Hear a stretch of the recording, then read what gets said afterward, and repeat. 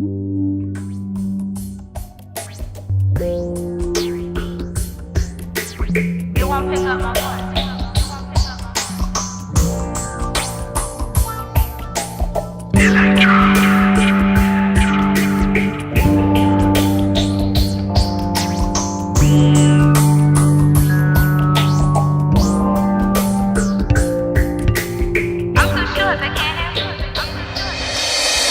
suis un vieux de 56 ans, de formation architecte. Et puis pour plein de raisons, j'ai dû obliquer en cours d'études vers on va dire, d'autres horizons qui ont été ceux de la communication pour les entreprises. Donc j'ai travaillé pour les agences de pub pendant pas mal d'années. Et il y a un moment dans ce milieu-là où on en est considéré un petit peu comme on va dire comme un senior, pour être poli. Donc j'ai continué à bosser avec mes clients à moi.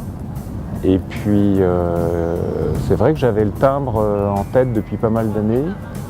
Et un jour j'ai envoyé un courrier à Filaposte en joignant un livre que je venais de terminer sur le sujet des phares. Et il s'est passé 2 années et au bout de 2 ans, Filaposte m'a contacté un jour en me disant ça vous dirait pas de faire un petit timbre sur le phare de Ouistreham, qui était le premier timbre fait pour la Poste. Et ce jour-là commençait une grande aventure avec Filaposte que je ne regrette pas, tant d'un point de vue professionnel que d'un point de vue humain.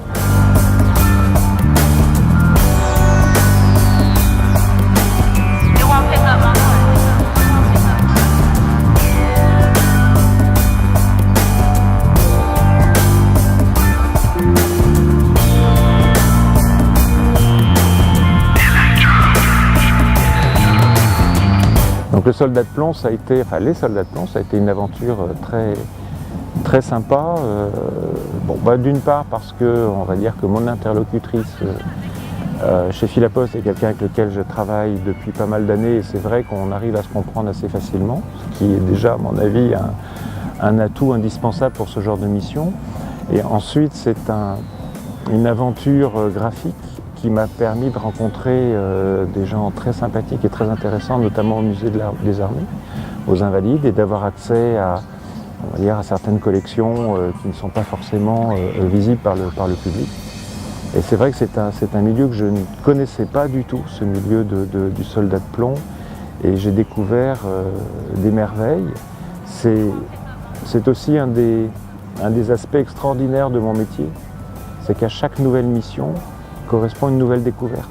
Donc on utilise toujours les mêmes outils, que ce soit les outils traditionnels comme la peinture, les pinceaux, la gouache et maintenant le Macintosh, mais avec ces outils, à chaque fois, c'est une nouvelle aventure, et tant humaine que proprement dit graphique, et c'est ce qui fait vraiment tout l'intérêt de mon métier que j'aime toujours autant après presque 30 ans de pratique.